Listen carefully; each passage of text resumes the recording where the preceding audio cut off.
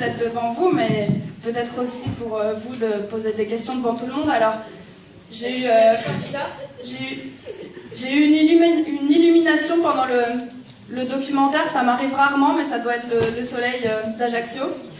Je me suis dit qu'on pouvait peut-être leur donner des nouvelles des gens du documentaire, parce qu'on ne l'a jamais fait en fait. Ça, après la projection, au final, on finit par souvent raconter les mêmes choses.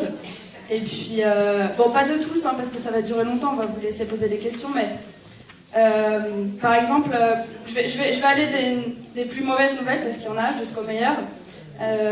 Néné, c'est le petit, le papy qui habite à Pinar del Rio, dans sa ferme, avec ses frères et sœurs, à qui on dédie le film à la fin. On lui dédie parce que malheureusement il nous a quittés depuis le tournage. Il est décédé en juillet de l'année dernière. Bon voilà, je vous avais prévenu, c'était la mauvaise nouvelle en premier, mais c'est des gens, on a vraiment eu beaucoup de chance de pouvoir partager leur quotidien.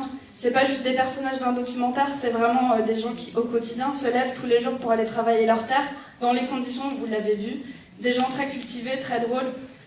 Voilà pour Néné. Ensuite, El Sexto, c'est celui celui qui a des petits problèmes avec sa voiture, un peu comme nous avec l'ordinateur aujourd'hui. El Sexto, c'est encore pas très bonne nouvelle, mais les bonnes nouvelles viendront après. En ce moment, il est en prison. Bon, ça lui arrive régulièrement. Il est jeune et il tient bien debout, donc il s'en remet à chaque fois, mais c'est pas très agréable. Mais ça fait partie aussi de la réalité cubaine. Quoi d'autre? Dinora, qui vous parle du poulet en guise de poisson, qui en général fait bien rire les gens.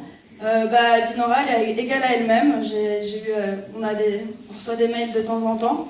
Elle travaille toujours pour l'équivalent de l'EDF à Cuba. Elle est toujours aussi pimpante, drôle, accueillante, chaleureuse. Elle nous adore toujours autant et elle a hâte de nous revoir. Et puis, qui d'autre? David, tout à fait. David, j'ai eu aussi on a eu des nouvelles récemment. À l'issue du tournage, il a rencontré d'autres étrangers qui venaient aussi faire un documentaire ou un film à Cuba, avec qui il a de nouveau traversé l'île. Je crois que c'était des Grecs, enfin bon, peu importe.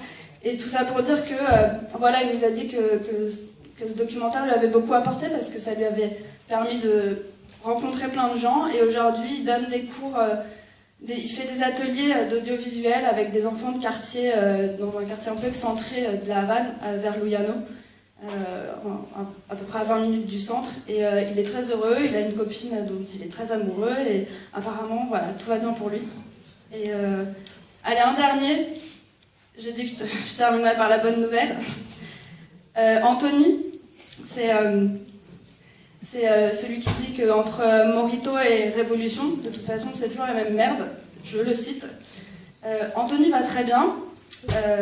Il habite à Paris aujourd'hui, avec moi, puisque c'est devenu mon mari. Donc voilà. Et puis... C'est très bien.